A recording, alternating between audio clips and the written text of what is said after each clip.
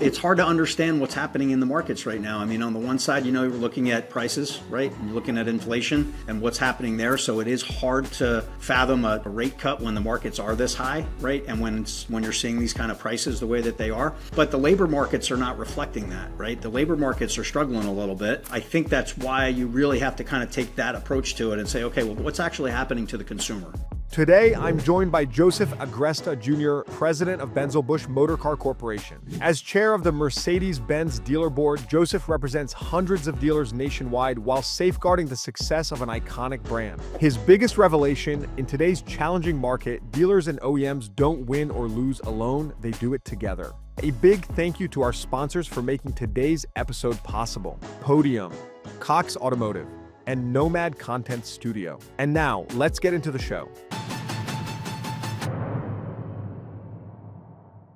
Joseph J. Agresta on the CDG podcast. Jay, I should say, welcome. Thanks, Yoshi. Appreciate you having me. Appreciate you coming on. This is going to be fun.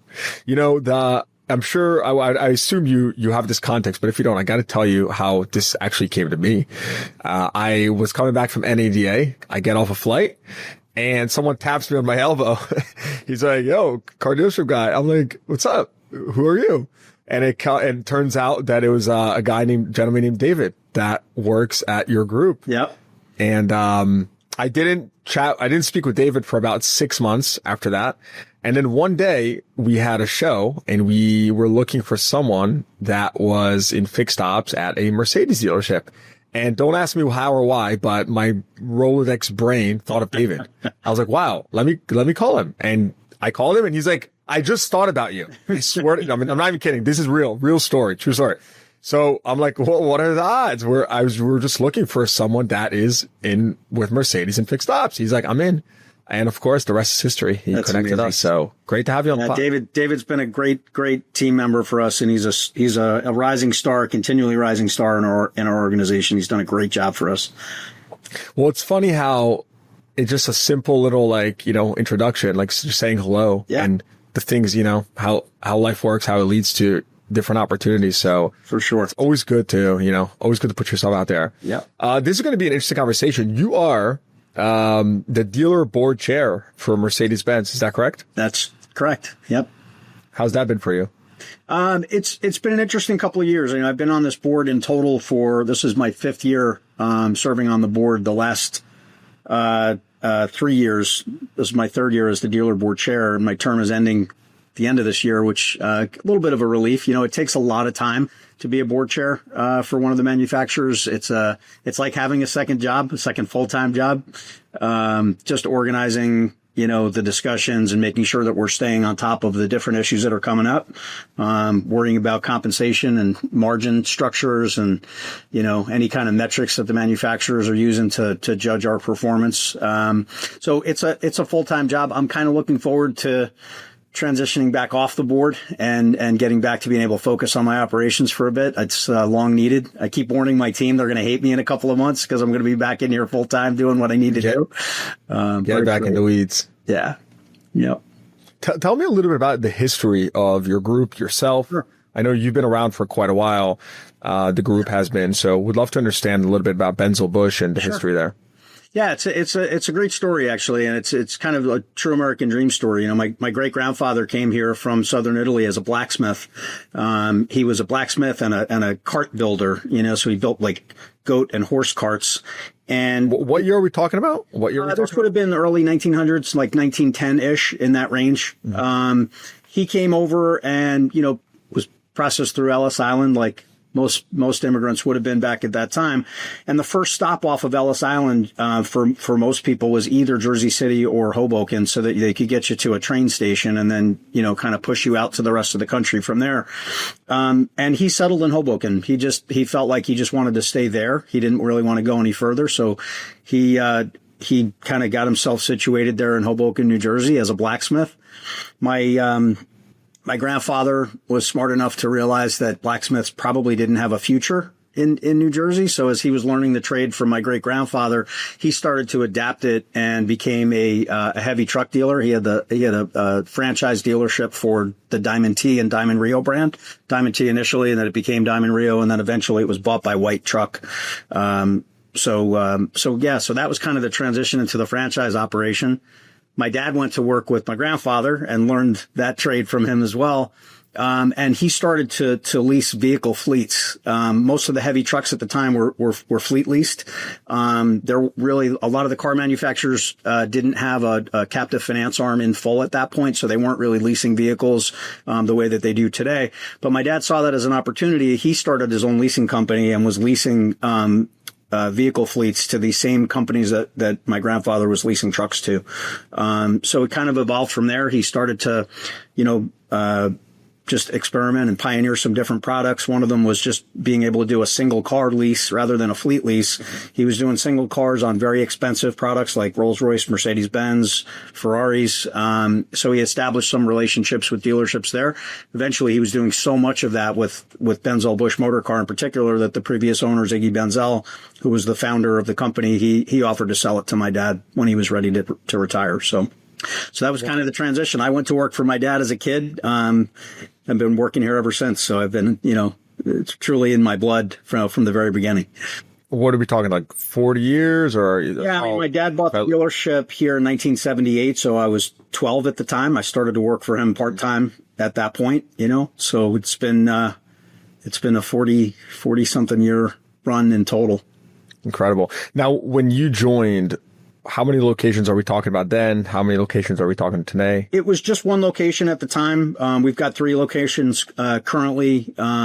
We had another dealership in there that we, have since liquidated from. But so currently 3 rooftops, 2 different brands, Mercedes-Benz and Genesis. What's your perspective on Mercedes-Benz? It feels like the last couple of years, they've had, let's say the last 5 years, it's been, somewhat of a roller coaster with the different models and the, demand and supply and demand for the EQS and other, electric models. I'm curious, what's your perspective on the current state of the brand? So, the last few years really have been challenging. I mean, they went through a very difficult time during COVID, trying to manage the supply chain, much more difficult, I think, than some of our luxury competitors. And that was, largely supplier issues more than anything else. So we really kind of struggled to keep a steady supply of all of our models in place, which was both a good and a bad thing, right? We gave up some market share not having access to some of that product. Bad side of it was that, we did see prices jump as a result of that lack of inventory. And once prices go up, it's hard to bring them back down. And I think that, we've seen a little bit of that over the last couple of years.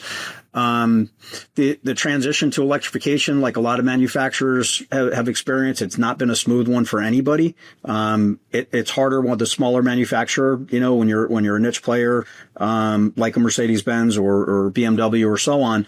And you don't have, the volume of product to rely on globally that some of the other manufacturers like Toyota might. It's a harder transition because you really have to get it right? Like you just don't have resources to waste there. So that's been challenging. You're looking at what's happening in Europe and China and North America, and they are all 3 very different places right now when it comes to electrification. China is all in, and they're pushing hard in that direction, and they're really trying to support their own manufacturers more so. In Europe, a lot of the regulation is really intended to try to push EV sales long term. So a lot of the manufacturers jump there, but here in the United States, that we're seeing that not really being the case, right? Adoption rates are really low, single digits for most of the country, and on average, we're seeing legislation, swinging the other way. I know you just recently had Senator Moreno on, right, talking about this exact thing. So it's good that we are a market-driven economy, and we should be a market-driven economy. We shouldn't be mandating what people buy, and what we as car dealers have to sell. So I feel like we're getting it right as a country, but it is really hard for the manufacturers to keep pivoting like this. Hopefully we're settling into a good space now. I think, the end of this month, we're going to see, the subsidies completely coming off, right? And I think for the first time, we're going to get a real sense of what EV adoption rates actually look like. And I think we're going to see that they are incredibly low without those incentives. Wow. Well, you're also in Jersey. Correct. Historically has been a very pro EV state. Correct. And there's right. And there were great incentives there. There was no sales. There were EV sales for a while. We saw when that incentive disappeared, it was either last year or the year before. I'm blanking on when it happened. But when that incentive went away, we did see an immediate impact on EV sales. There was an immediate hit to EV sales. How much was that incentive? Do you remember exactly? It was the entire sales tax on a vehicle. So if whatever the value of the vehicle was, you're paying 6.25% on the vehicle against that. So it was significant. Plus you had the $7,500, leasing incentive, fleet incentive on top of that, coming in federally. So your savings were very significant there. This episode is brought to you by Podium. Fast response times aren't just a nice to have, they're your competitive edge. With Podium's AI BDC, dealerships are seeing an 80% increase in after-hours appointments by handling leads 24/7. This conversational AI acts like your best sales rep, booking test drives, answering questions, and connecting with your customers instantly, even on nights and weekends. Plus, AI allows your team to focus on what matters most, closing deals. Don't let leads slip through the cracks. Turn interest into sales day or night with Podium. Learn more by texting CDG to 385-293-3461. That's CDG to 385-293-3461, or click the link in the show notes below. Okay. Now, and do you remember what type of hit did your business take when that 6.25% deduction disappeared? I think we were at our maximum point. We were probably running somewhere around 15% EV penetration, and we're in the single digits now. We're running, 8%, 7-8% has been the norm. And again, I think that's going to drop maybe in half. By the end of the month, when we get to, not having the federal incentive, when that comes off of it as well, I think that's going to, be a game changer.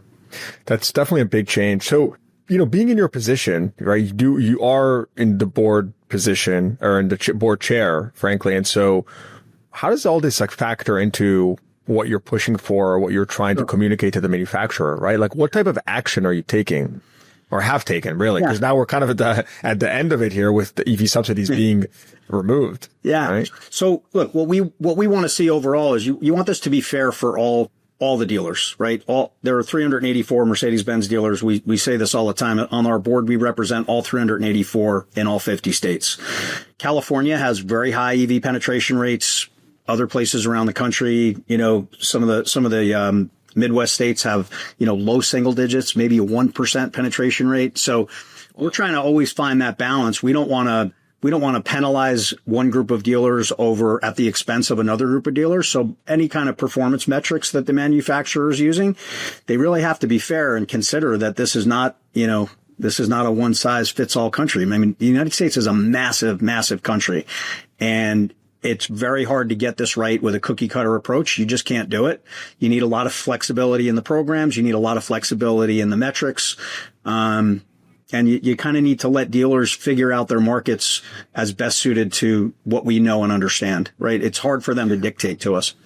On that point, though, when you say it's not one size fits all. Yep.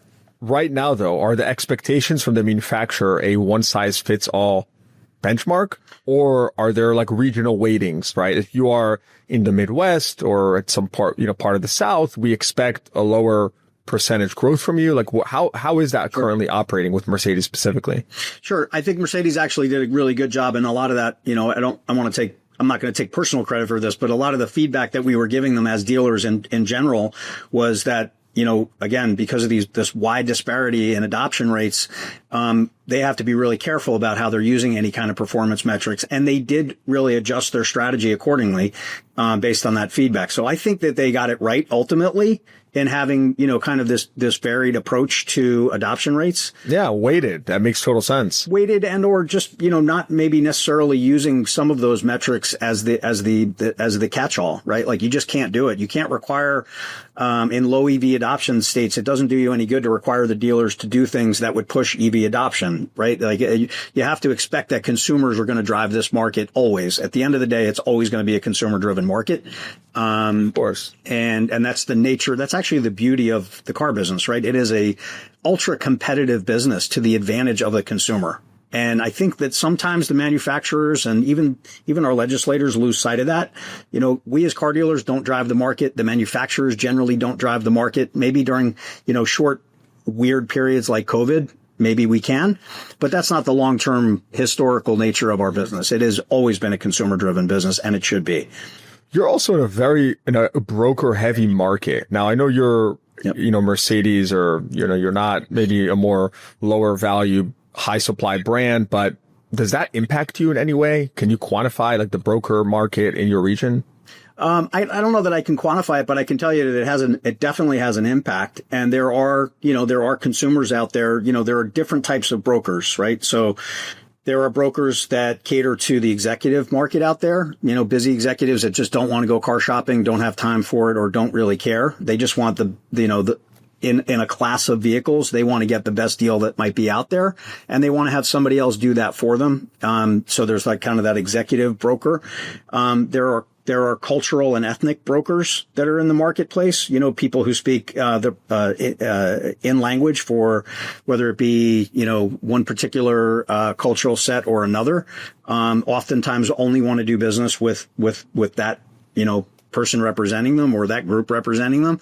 So there are different levels of it. And then there are, brokers who are really just trying to, game it a little bit, try to jump into the business without taking the risk of the business.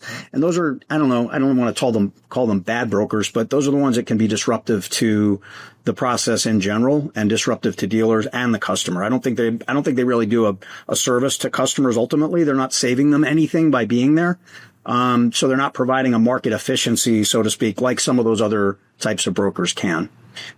Dealers have an opportunity. Yeah, what's your perspective then? I think as a dealer, while the value proposition for that broker might be different, for the dealer, the impact, I would assume, is the same across the board. Right? At the end of the day, go ahead. Yeah, it certainly is. And I think that, what it opens the door for is a lot of these brokers will try to source their vehicles from outside the market. That can have an impact on us, right? Like these are vehicles now that they're grabbing from other parts of the country and they're bringing them into this market and kind of, selling them then to the consumers. I think the opportunity there for dealers though is for us to be better at what we're doing on our sales floors, right? So if there's an ethnic cultural group that we're not representing on our sales floor, that's our fault. Right. We need to be thinking about how to attract our own local market to our best advantage. And that's true with the executive market too. I mean, granted, I can't sell BMWs and I can't sell, some of the other brands.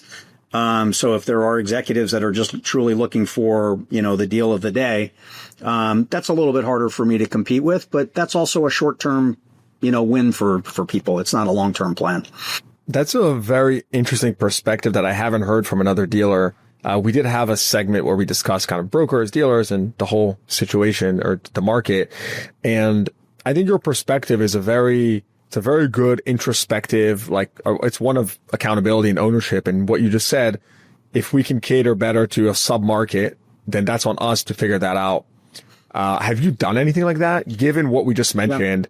Yeah. And if I like to always think that everything eventually reflects in the P&L, right?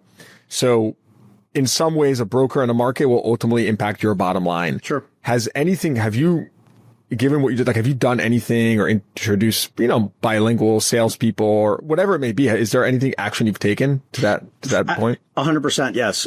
Some of it consciously, some of it unconsciously, but we just kind of recently went through to see how many different languages we can actually transact in. And I'm going to blank on what that total number is, but it was a lot. Wow. But specifically where we did go in, consciously and say, hey, this is an area that we're underserving, was the Korean speaking market. So, Bergen County in New Jersey is one of the most densely populated Korean markets in the United States. Some of the largest, Korean companies are based right here in my backyard. LG, is right here. So, we want to be here with them, right? We want to make sure that we're catering to that part of the market. We saw an opportunity there. We added some Korean speaking staff and, our best sales performers right now are Korean speaking. And so it has an impact if you get it right. Now, there's more opportunity that we're not probably capturing that we need to consider for other markets. But yeah, it's definitely something that we need to focus on all the time. That's a very interesting observation because it seems like, or maybe I'm just becoming aware of it, but it seems like there's this increasing opportunity for, demographic or just tailoring the right salespeople to their demographic. I had a conversation with Mario Morgado, whose entire strategy is focusing on the Hispanic market and expanding to markets where he can serve them better in his way. And so to hear you say that some of your, highest performing salespeople are catering to a niche, I think that's a very good observation. And it's a good way to tap into at least one of the three broker buckets, which you just mentioned, the ones that appeal to a certain ethnic group. I do agree with you that maybe the first one, the executive bucket, is one that is just going to be tougher for you to be competitive in, because if that person is just looking for the best deal and they're not so concerned about the vehicle, then they don't really have loyalty to the brand or to Mercedes. And so they're just going to go shop somewhere else to find that deal. So go ahead. No, I was just going to say, I think the way that we want to try to counter that part of it is through the experience that we provide, right? Like we're looking at that executive and saying, this is somebody that clearly values their time. They're looking for convenience, probably even more so than price, right? They're really looking for the convenience. They just don't want to deal with it. So the easier, the more simple that we can make these transactions for them. And then what we do for them after the sale, right? Like that ownership experience, the broker's not there for that. The dealer is, right? And if we can really do a good job there and win the trust of that executive at that point, maybe we can just roll it from there. Maybe we just win them back at that point, and then we can continue to sell them just our brands that we represent. But that's, that all comes down to the experience that we provide. So Jay, tell me a little bit more about the demographics of the Mercedes buyer. Just from the outside, the brand has, I would say the design has changed, right? The push into the EV territory. Has the brand lost some of its prestige? I think it's shifted back and forth a little bit. There was a time kind of in the 2014, 2015, 2016 time period where Mercedes had a heavy focus on that entry level Mercedes product, right? And they really were looking at that as an opportunity to bring a whole new generation of buyers into the brand. And then, using that strategy of hopefully moving them up over the life cycle. What we saw during COVID was a necessary shift because of some of these production constraints, but also a conscious decision strategically on Mercedes-Benz part to focus more on top-end vehicles. So they had more of a top-end vehicle strategy to really try to become a more premium brand and move back up market. So I think they're kind of settling somewhere in between the two. It's hard to do. It's hard to be one or the other. I think you have to have a little bit more of a balanced approach, which is where they seem to be heading now. If you go too far up in that premium market, you're giving up market share, clearly, right? You're pricing yourself to a point where a good segment of the population will never be able to afford your product in any of the segments that we compete in. So I think their strategy now has been, let's try to find a little more balanced approach. Let's focus on the top end vehicles where we own the market. Let's try to make that a profitable portion of our business, but let's also focus on market share in these competitive segments like our GLC and GLE and the C-Class, and even some of the new MMA platform cars, the GLA and so on. I think that's a fair take. And it seems like that way from the outside. And what about the actual customer, the demographic? Are you seeing a younger customer, an older customer, just about the same? Has that changed? I don't think we've really seen it change. I mean, it's also hard to judge a lot of what's happening right now with pricing inside of the car market, partially because of interest rates. Like if you go back again pre-COVID, we were almost at zero rates, right? Like an unsubsidized manufacturer rate was like 2%. Now an unsubsidized standard rate for most manufacturers is in that 7% ballpark, right? Unsubsidized. And that's representing the biggest, addition to the price of a payment. It's more there than it is even in the price of the cars having gone up. Now our cars have inflated, considerably over the last 5 years, but more of that increase in the payments is coming from the interest rate side. Yeah. So it just directly impacts affordability. It affects affordability. If anything, we're seeing probably more of a change in the nature of our business from that factor. I think, as we're looking at interest rates now, probably coming down, right now, right? They're literally right now, whether it's a quarter point or a half a point, wherever it's going, there's probably a couple of percentage points that we can afford to take out of that standard rate, to start to move us back in the right direction. What's your perspective on that, right? As a luxury dealer, markets at all-time highs, right? And it's very few instances in history where interest rates have been cut when the market is performing at these levels. Yeah. What's your take as a luxury dealer? What do you think about that? It's hard to understand what's happening in the markets right now. I mean, on the one side, you're looking at prices, right? And you're looking at inflation and what's happening there. So it is hard to fathom a rate cut when the markets are this high, right? And when you're seeing these kind of prices the way that they are. But the labor markets are not reflecting that, right? The labor markets are struggling a little bit. And correct. I think that's why you really have to kind of take that approach to it and say, okay, well, what's actually happening to the consumer, right? This rate cut really should be, I think, in place at least at the 0.5 point level for right now. Mm-hmm. And I think we'll see a little bit of an adjustment then in the labor market. But I think you have to take the labor market as your primary gauge. It's a good perspective. Are you projecting for the latter part of this year? Do you have any specific impacts to your projection with the rate cuts, or you're not looking into it that deeply? You're kind of just doing what you're doing. How do you think about it? Yeah, I mean, I think we're more focused in total on trying to drive efficiency inside of our business. We know that there are challenges right now because of interest rates, right? We know that the demand levels are probably a little bit lower than we'd like to see them because, again, these payments are higher than we need them to be. We're also carrying inventory at those inflated rates, right? So as efficient as we can possibly be and as many, different measures that we can find to become more efficient, we're trying to drive that and, partially trying to look at the impact of how we can use AI to drive some of that efficiency on our side. So yeah, I mean, we're kind of keeping our focus there. We don't control rates. We can't control, what manufacturer programs look like. We just have to sell the cars at the end of the day to the best of our ability. So we're more focused there on controlling the controllables and really pushing the efficiency side of it.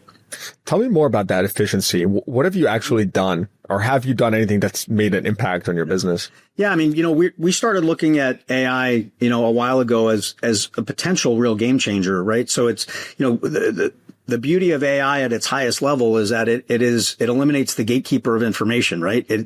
You now are putting information in anybody's hands. So having this imbalance in information from one side or the other disappears. That's great for consumers, right?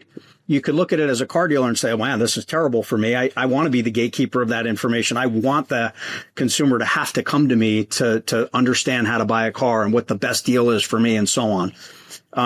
So while some of that might be true, we have the same opportunity to improve efficiency on our side using these same tools. So that's largely where we started to focus on our own performance. One of the things that we've seen, as a progression in our business is a shift from digital form leads to click to calls. So our click to call rate is 4 times greater today than it was pre-COVID. And that's a function of more people shopping on their phone rather than on a desktop, right? More people are shopping just naturally using their iPhone or whatever kind of phone that they might have. So that mobile capability gives you that click to call capability in a really simple way. And it's changed the game for us from a lead perspective. What we saw in that, though, is that we were still handling a lot of these phone calls kind of old school, looking to try to get the customer to make an appointment, try to drive them into the store immediately, not really giving them the information that they were looking for.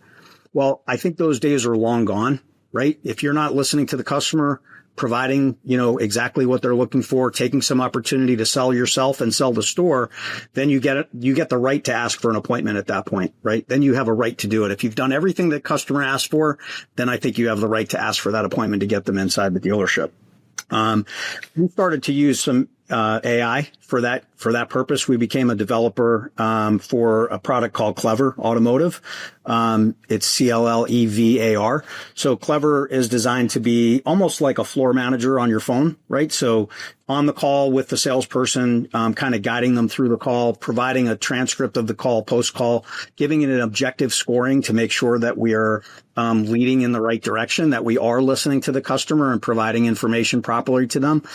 That's really been, I think, a huge game changer for us from a sales perspective. We've seen an immediate impact from that, which is having an impact on our closing rates as well. This episode is brought to you by vAuto. Whether you're a single point store or part of the largest dealer group, vAuto gives you the data, insights, and tools to maximize returns on every inventory investment. Known for game-changing innovations, vAuto's AI-powered predictive data science helps dealers see the road ahead and make smarter, ROI-minded decisions from appraisal to acquisition, pricing to retail. If you're ready to deploy a single tool for all your end-to-end inventory management needs, check out vAuto.com or click the link in the show notes below. Wow. I haven't heard of this. So just so I understand, and I'm looking at it now, I'm looking at your website and I'm looking at Clever. So basically, this is like a concierge or companion on the calls when your sales team is speaking to customers. Correct. Right? And what actually happens? How does it interact with your salesperson at that moment? So more of it happens post-call. Right. A lot of follow-up information. Hey, you committed to the customer that you were going to do X, Y, and Z. Here are your follow-ups from the call. But it's also giving us that objective opportunity to measure the performance of the salesperson. Did they have the right tone on the call? Were they in the right mindset to accept that? Okay. First? Oh, that I understand. Right. Follow. Got it. Right. So it will eventually, I think, lead to more of a real time. Hey, this is what you have the opportunity to do right now with the customer on the line. And the other thing that it does is it flags some of our calls where maybe our performance was substandard. Maybe we had a car that was sold, the customer asked about, and we didn't provide an alternative. Right. Calls like that are flagged. If the customer seemed great feedback. If the customer said they might be going somewhere else to buy the car, those are flagged and immediately pushed to one of our managers so that they can jump in with the salesperson to try to come up with a solution. So I like how you did the click to call, and I really don't see that often. I obviously chat with lots of dealers, and you typically don't see dealers leading with the call. You have it in orange. It's like very bold. You mentioned it 4x your leads. What about conversion though? Are those leads, is it garbage in, garbage out? Are these leads converting at at some similar clip? Even if it's a lower percentage, frankly, you're 4x it, you can convert at a lower percentage, but you're bringing more sales. Like, what have you really seen from that? So the premise of what we're trying to do in general is that we know when we have an appointment and somebody comes into the dealership, 65 to 70% of the time, it's a deal, right? Customers are shopping 1.4 dealers per sale, right? They're visiting 1.4 stores. That's it. Which is significantly lower than it used to be. It used to be, as high as 6, right? And then we saw it drop, probably a mid 2015-ish or so, somewhere in there. It was probably somewhere like 4. Now we're seeing it at 1.4. We look at that as just the customer's already made up their mind. They've done their research, whether they used AI or, other search tools, whatever they did all of their homework online. It's your deal to lose now. If they're coming in, it's your deal to lose. You have to consciously make a decision to let that customer out the door without buying a car because they want to buy it from you. So for us, what we saw the disconnect there was that between our phone calls and our appointments, we felt like we were lagging there, right? We wanted to drive more people to that appointment from the phone call. And that's been kind of the change in our strategy. So yes, we're naturally seeing now a higher closing rate because we are pushing more people onto our sales floor. It's kind of the winning strategy of, hey, we got them on the phone. Let's give them what they need. Let's give them what they want. And then let's ask them to come into the store to kind of finalize things here because they've done all the work, right? Now we just want to finalize it for them. Jay, I want to take a step back for a second. How are you spending your time? It seems like you're in the details here. You clearly, know the numbers, the metrics. You seem like a hands-on involved dealer. Yet before we even started recording, we were talking about your involvement in, of course, the board and just other things that are a suck on your time, not in a negative way, but just you have to, you only have 24 hours in a day. Yeah. How are you doing this today? Right. What is where are you spending time and where are you putting the most focus? A little bit. We haven't even talked about the hockey team that you have to go watch. Your daughter's in hockey, and so you have to do that as well. That takes time. Part the board involvement drives a lot of it, right? One of the benefits of being on a dealer board and especially being in the chair role is that you do get access to talking to a lot of other dealers. Dealers call me all the time. right? And one of the big changes that we made on this board over the last couple of years was inviting publics to serve with us on the boards. That's not normal for manufacturers. Why? Publics have a different overall model, right? Like, yes, they want to be profitable, but for a lot of them, they're trying to drive revenue growth. That's what's driving share price, is that continual revenue growth. That's not what dealers necessarily focus on. Dealers are focused more on, ROS or net to gross as a strategy. So it's not that our interests are totally not aligned, but there are some differences there. Makes sense. And there is also an incentive for the public. So a lot of times, there is always that fear, or, hey, are they getting too close to the manufacturer because they just want a lot more stores, right? So, independent dealers have always been a little bit wary of the publics. There's always been this little bit of separation. We made this change, at the request of Mercedes-Benz. We did it strategically where we have, some say in which public and who from that public can be on our board with us. But it's been a game changer for us. I mean, the access to information and the way that you're seeing now, the publics represent generally all 30 some odd, 34, 35 manufacturers out there.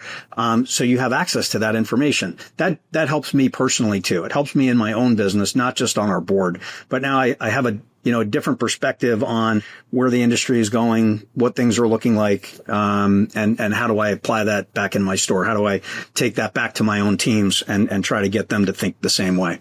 Talk to me more about like the manufacturer dealer relations. You mentioned it, briefly here. Yeah. But what's your philosophy on that? This question, I get a variety of answers. Yeah. How do you think about it?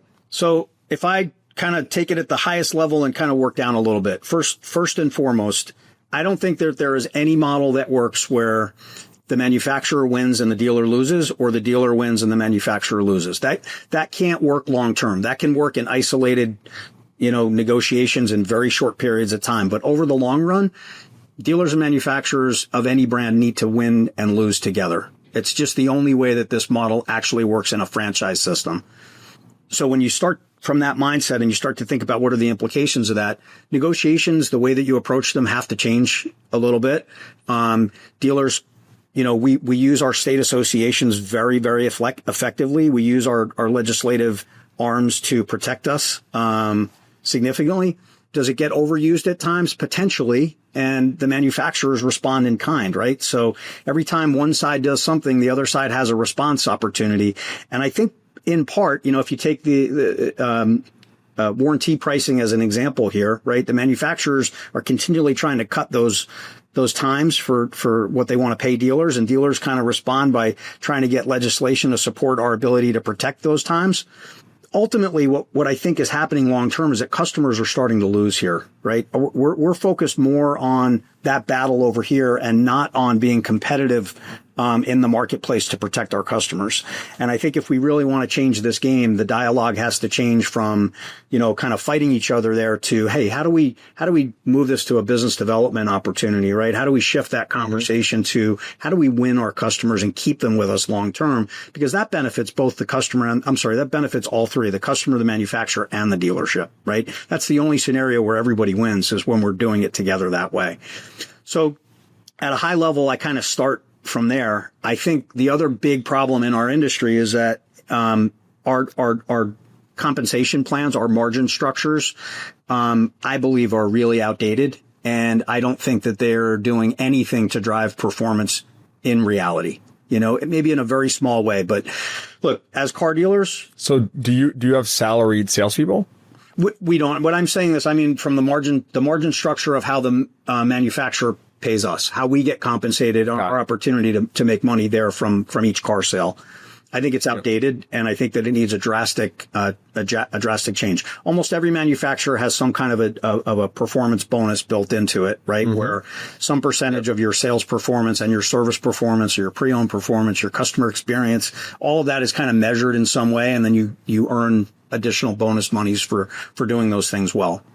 As car dealers, we're all in already, right? Like, we're heavily invested to wake up every day, to come to work, to sell and service cars.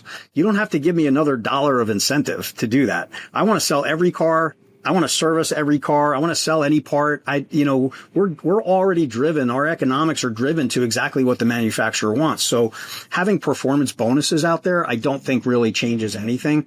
And that's true, I think, for 90% of your dealers. So you have this bottom 10% of the dealer pool that are always kind of there. They don't change. They always kind of seem to stay in the bottom 10%. The other 90% are going to work every day. And I think what we end up doing is by having some of these performance metrics and forcing dealers to do things a certain way, we're just handcuffing our best dealers, right? Dealer innovation is what drives this business. It's what's driven automotive retail for 100 plus years.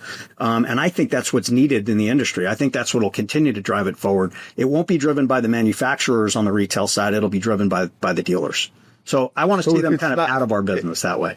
Well, tell me about that. If it wasn't for performance-based bonuses, right, what would you suggest would be a better solution for manufacturers who are trying to move volume? I would slightly argue that it's not perfectly aligned incentives because they want to push volume and you want to push volume with margin, or there's more of a balance there.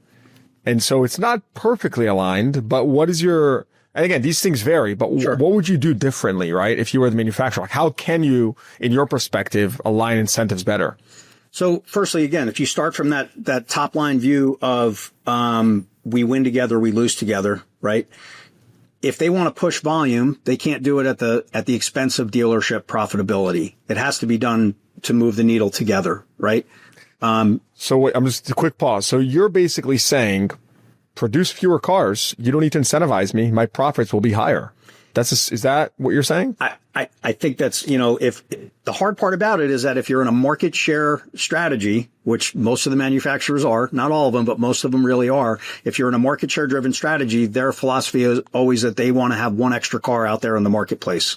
As dealers, we need them to have one fewer cars out there in the marketplace. And it's that little dividing line that drives profitability up and down, right? When there's a little bit fewer cars out there at the right price point, that's also the key. If you're going to have a fewer cars out there, put them at the right price point, and you don't need the incentives. You don't need the subsidies, right? And I know that that's a delicate balance. I know I'm speaking in pie in the sky generalities to some degree, but I think as an overall direction, what we're doing is not really moving the needle, right? Like most manufacturers are using some type of either customer experience metric or maybe a service loyalty type metric, right? That is just not actionable.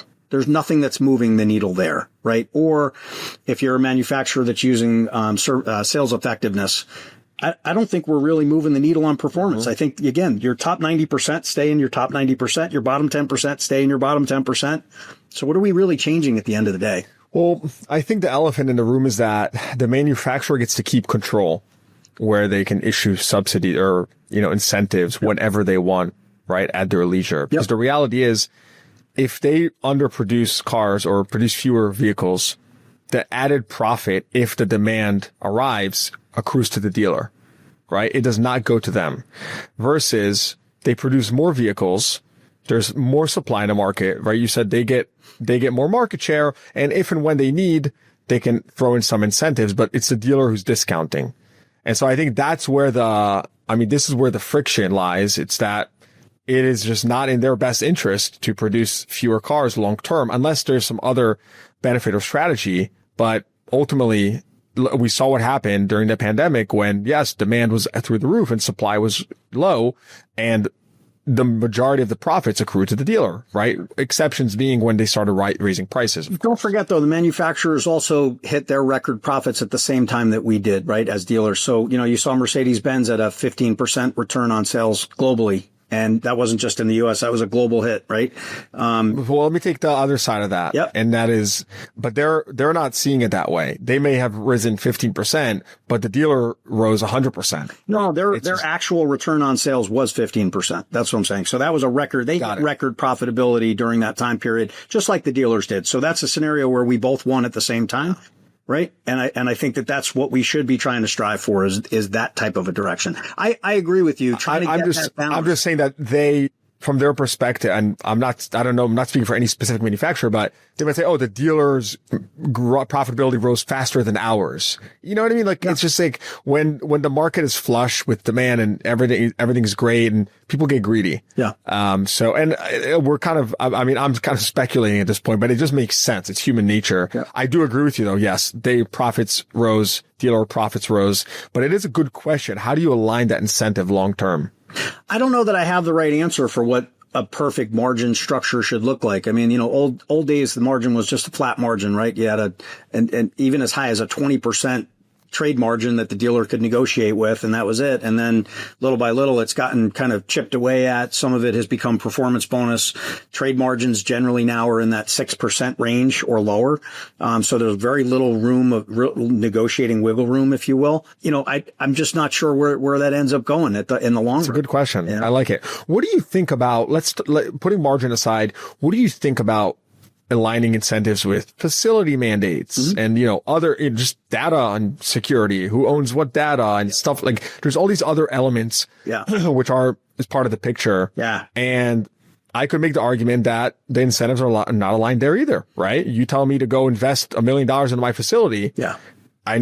Of course, you're benefiting from that as well. And sure, I'm benefiting to a certain extent, but who's benefiting more? Yeah. Should you be contributing, a certain amount? Yeah. What's your take on other parts of the manufacturer dealer relationship? It's a great question. And I'm glad that you brought this up because there's a lot in this, right? So as a board in general, the way that our Mercedes board looks at this is that we want there to be some type of a reward for these facility investments, right? And they should be there. If a dealer is going to invest $20 million, $30 million, $40 million or more in a facility, they should have the opportunity to earn differently than a neighbor who might not be willing to invest, right? Just flat statement, start there. They also should get an opportunity to get a fair return. So over a period of time, 15 years is what I think we believe is the right payback time. So don't ask me to do it again for 15 years, right? I just gave you this investment. Give me an opportunity to now use the money that I'm getting paid inside of my performance bonus to help pay for what I've put together here with you. So I think that's one piece. Second piece is that we don't want to see these facilities impede how we do business, right? You want to have brand standards. Wonderful. You want us to have a certain look and a feel to the operation. We're all in, right? But once you start telling me how it has to be designed and now that changes how I have to do business, that's a problem. You're changing my process. That's a problem. Correct. Dealers have to be able to form their own processes for their own local markets, right? We're not, we're a franchised market here in the United States. Globally, a lot of manufacturers are looking at direct sale models and they're looking at their facilities, thinking about it from that perspective. Our teams are all in on transactions. We have to be accessible to these transactions. Our management team has to be available in the transaction with the customer all the time. So the way that we do business really has to be structured around that premise, right?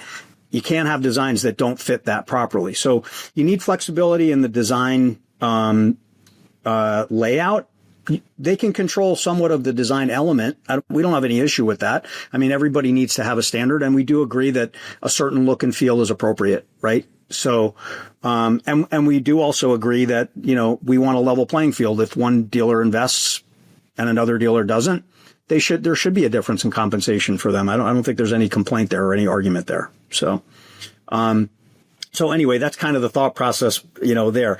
You brought up data sharing, and that's a critical one. And that's one where, our previous board, when I first joined the board and was in just the role as a member, we spent a ton of time trying to get this right. And I believe that, at least from what NADA shared with us, we were the first and potentially still the only manufacturer between Mercedes-Benz and the dealers that has this type of data sharing agreement where we're providing information to the manufacturer in an anonymous way. So they have access to the data that they can manipulate and push back to us to enhance it through their own, information, but without actually capturing it and holding it, right? So lead information can be scored. The missing pieces in a transaction or in a customer shopping journey that happened online can now be shared with the dealer without violating any kind of terms of privacy. And that's really important, right? Because the customer's expectation is, hey, I went online. I started on MBUSA.com. I went to a dealer website. I put in a lead. I looked at 14 different vehicles, right? I don't want to start over now when I'm talking to the dealer. The dealer should know what I did. And we've created that capability inside of this ecosystem with the data sharing and data privacy agreements, that were put together. And we did it all by eliminating third parties, right? So our relationship is direct between us and Mercedes-Benz. All of this happens directly, between us. I think that's a huge win for the customer ultimately. And from a data security standpoint, it's way better for the consumer. This episode is brought to you by Nomad Content Studio. Many dealerships are still getting social media completely wrong. They either ignore it, post inventory photos, or hand it off to someone on staff with no strategy. Meanwhile, the dealership down the street is racking up millions of views and turning those views into real car sales. That's where Nomad Content Studio comes in. They're the team behind the dealers you actually see online. Their system trains a videographer, tells you exactly what, who, and how to film, then storyboards, clips, the raw footage, and post the content daily across all your social platforms. They literally do it all for you. They're the same team behind some of the top dealerships and biggest automotive influencers today. I believe in them so much that I even personally invested in them. If you want your dealership to be next, head to trynomad.co. That's trynomad.co to book a call, or click the link in the show notes below. Jay, what's at the top of your wish list when you think through manufacturer-dealer relations? And again, we spoke about several examples here, facilities, you spoke about data, inventory allocation. What's at the top of your wish list that you'd like to see happen here in the future? I'll go back to kind of that first thought process that we have to change the nature of our discussions around trying to create a bigger pie and not trying to slice margin. Yeah, we spend a lot of time, I think, between dealers and manufacturers fighting over the pie itself. But we need to be thinking more about how do we grow that pie? How do we make it bigger? What are we doing from a business development standpoint? Are we staying up to speed with what's happening with AI and the way that consumers are shopping today, right? I just read a report a couple of days ago. I can't remember if it was the Wall Street Journal, but just talking about how consumers are using AI and what AI values in where somebody should buy something is different than what it used to be, right? So if you shopped on Google, for example, and you started asking Google questions, a lot of times you might be driven towards what was the cheapest price point out there, right? AI is not necessarily looking at price point as being the number one driver of where somebody should buy something. If you're asking the right questions and you're kind of letting the bot do its job, it's looking for value. Right. And that value can come in a lot of different forms. It's not just price. It's got to be in experience and convenience and whatever else can be provided there. So I think that's a game changer there. Yeah. From my experience, that adds up because I typically Google. I needed a pillow the other day, a new pillow. And so typically you'd Google it, right? You compare This time I said, I just need the best effing pillow, right? So I literally put it into ChatGPT. And it gave me a link to some website that I shouldn't be shopping on, but here I was looking for like a super expensive pillow, but it actually it's a great pillow. I bought it.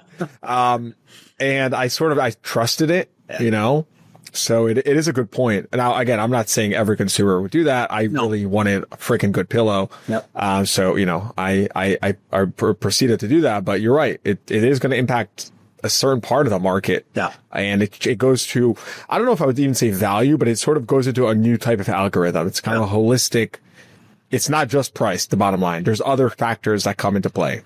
And I'm just not sure that we're thinking about that between dealers and manufacturers. Like, we want to make sure that we're staying relevant in this discussion, right? So are we working together to accomplish that? I'm not sure that we are. That would be kind of a higher priority on my wish list.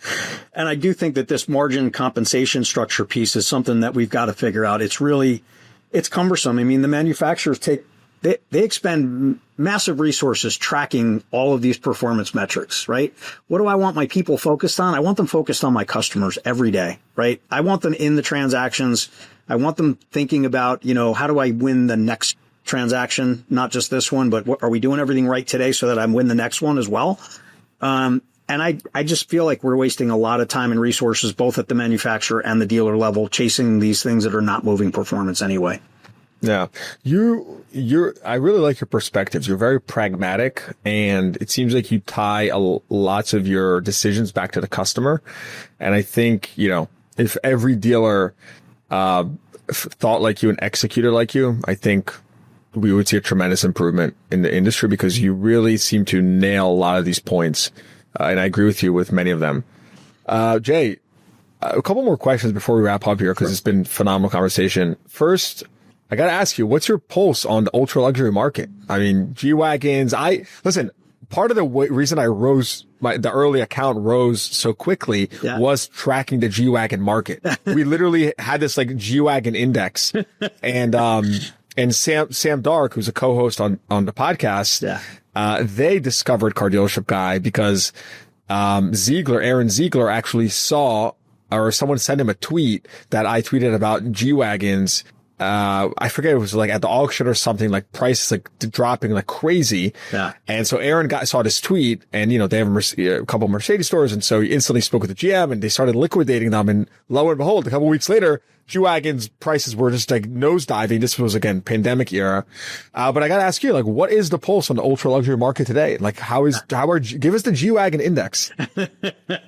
So the G-Wagon sales are still phenomenal. You know, there's still a wait for them. I think that's, we're talking G63, not G63, right? 550s are still strong. G63s are still as hot as they've ever been, you know, maybe with the exception of that little window there in 2020, 21, you know, somewhere around there, but, they're still super hot and super desirable. The current model, you know, some of the adjustments that were made, to the vehicle features and things, I think were absolutely, phenomenal. They just announced that we're going to get a drop top G-Wagon coming. So that's going to be incredible to see. I can't wait to see what they've got in store there. You know, one model that I think is probably not done as well as everybody hoped was the G580 electric. I think we all expected more from that. But that's an indicator that, you know, consumer sentiment is not necessarily, thinking electrics either, right? It's a small portion of the market that really wants an electric. And I think that's going to continue to be the case. So, you know, we'll see where that one goes long term, but I feel really good about where G-Wagons are today and where they're headed. I think it's just going to be exciting. You know, Mercedes has done a great job of managing the flow so that they're not just, you know, pumping extra product everywhere. Yeah. They've done a very good job of kind of balancing that.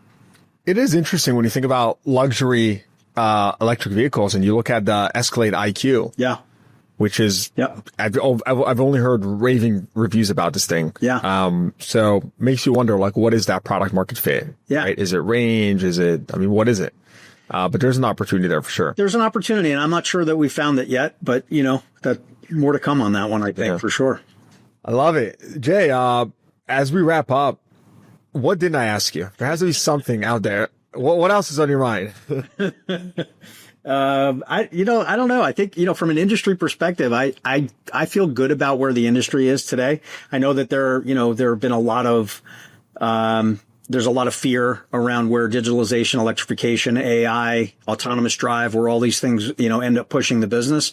It is going to all have an impact, but, you know, the beauty of the car business, the beauty of car dealerships and what we do is that we're incredibly adaptive and adaptable. And we, I think more than anything, we try to understand the changes and, you know, the threats as they're called. But we look at them more as opportunities, right? How do we jump on the bandwagon as opposed to running away from them? So I feel good about where we are for the next few years at least and beyond. But it's going to change, you know, and I think we just all have to be prepared that we're going to have to change with it, you know, but I do feel good about it. Great statement. I love it. Jay Agresta. Wow, what a pod. That was super fun. Thanks for your insights, for being candid, and keep crushing, man. You're doing a great job focusing on customer. Thank you. I really appreciate you having me. Your podcast is awesome. Appreciate you. Thank you. All right. Hope you enjoyed that episode. Please give the podcast a rating, consider subscribing to the show, and check the show notes for links to what we talked about. Thanks for tuning in. I'll see you guys next time.